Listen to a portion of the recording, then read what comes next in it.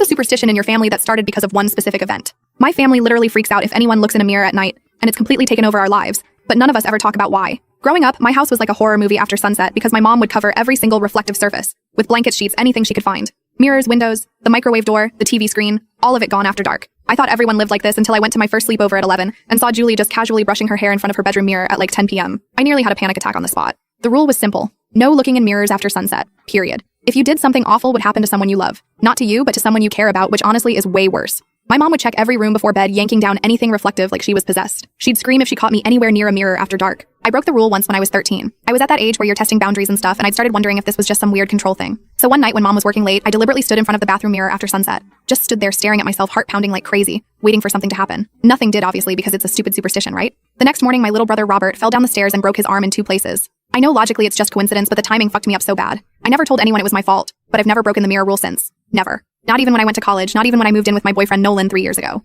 The first time Nolan saw me covering our bathroom mirror before bed, he thought I was insane. He laughed about it like it was cute or whatever, but after a few months it started to really bother him. He'd get so frustrated saying, "How can you believe this nonsense? You're a grown woman with a degree." But I couldn't stop. I'd have nightmares about someone I loved dying because I looked in a mirror at night. We'd fight about it constantly. He tried doing this whole exposure therapy thing once where he physically tried to make me look in our bedroom mirror after sunset. I completely lost it, screaming, crying, having a full breakdown. He never tried again after that, but I could tell he was starting to see me differently. Like maybe I had actual mental problems or something. Last year he told his friends I was too crazy to live with, that I had some weird mirror phobia that made no sense. He wasn't wrong, but it still hurt. I tried to research family superstitions online looking for anything similar. I'd ask relatives at family gatherings trying to be casual, but everyone would just get this weird look and change the subject. At one point I started thinking, maybe something really bad happened to my mom, like assault or something involving a mirror, and that was why nobody would talk about it. The secrecy made it feel so much worse than it probably was. Like my imagination went to really dark places. I started having these recurring nightmares where I'd be standing in front of a mirror in the dark, and something terrible would be happening behind me, but I couldn't turn around to help. I'd wake up screaming, drenched in sweat. Nolan would hold me asking what was wrong, but I couldn't even explain it to him. How do you explain a fear that has no reason? For my 25th birthday last year, I decided I was done with not knowing. I was going to get answers no matter what. I planned to confront my mom directly.